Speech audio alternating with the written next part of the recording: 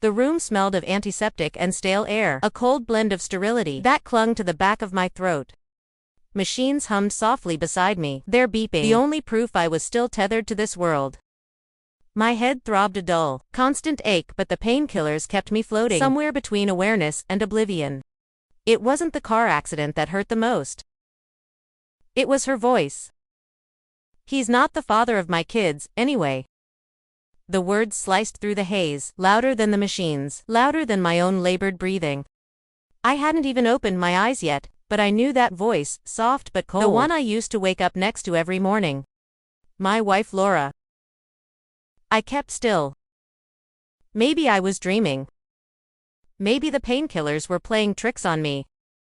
But then the doctor cleared his throat. "I'm sorry to hear that. We'll still need your signature for his surgery." Approval? A rustle of papers. A pen scratching? Silence. When I finally dared to open my eyes, I saw the back of Laura's head, her long dark hair tied in a low bun. She didn't look at me. Didn't check if I was awake. She just signed the papers and left. The days that followed were a blur of tests, half-whispered conversations between nurses, and the quiet pity in the doctor's eyes when he spoke to me. No one said anything directly, but I felt it like I was the last to know a joke everyone else had already laughed at. It wasn't until the second night, when the hospital was quiet and the halls were nothing but shadows, that I let myself think about what she'd said. "He's not the father of my kids." Not kid. Kids. Plural. Jason was 12. Lila 8. My kids, my whole world. Or so I thought. The seed of doubt was small at first, a whisper of a thought, but it grew roots fast. Laura's sudden trips to visit her sister, the hushed phone calls late at night, the way she'd stiffen when I walked into a room. All the pieces I'd ignored over the years started clicking together, forming a picture I didn't want to see. By the time I was discharged, I wasn't the same man who had been wheeled into that hospital. I didn't tell Laura I'd hurt her. Instead, I watched her. She greeted me with a nervous smile, too wide, too forced. She touched my arm like a stranger might breathe, hesitant. Jason hugged me tight. Lila sobbed into my shirt, real emotion. Their love felt genuine, but now, a poison crept into even the purest moments. Who was lying to me that night? I pretended to sleep, my bandaged ribs making each breath a struggle, but my mind raced. Laura was on her phone in the next room, voice low, words clipped. I only caught one sentence. "He doesn't suspect a thing." I didn't confront her. Not yet. Instead, I played the long game. I quietly ordered DNA tests for Jason and Lila, slipping their used toothbrushes into sealed bags. When no one was looking, I reached out to an old friend, Mark, a cop who owed me a favor. I told him to dig into Laura's phone records. Days passed, each one heavier than the last.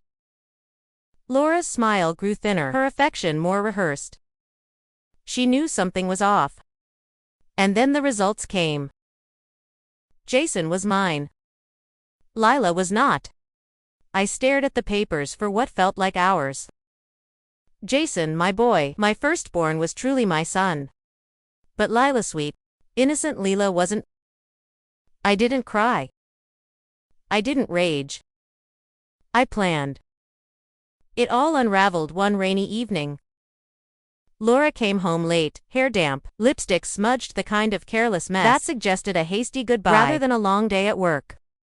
I was waiting at the kitchen table, the DNA results spread out like a silent accusation. She froze when she saw them. Her mouth opened to lie, to explain, to beg, but I spoke first. "Who's her father?" Silence. Then a whisper. "You don't want to know." My voice was calm. Too calm. "I'm not asking." Again. And then came the twist I never saw coming. Laura's lips trembled, her eyes darting to the hallway, to Jason's closed bedroom door.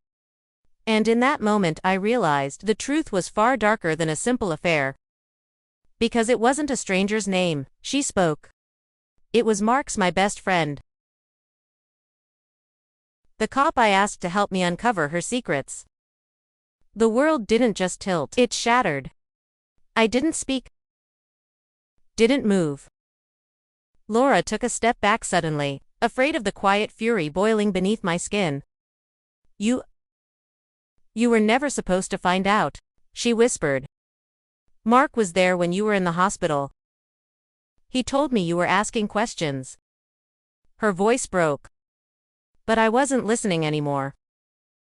Because now the betrayal wasn't just hers. It was his. And someone was going to pay. To be continued.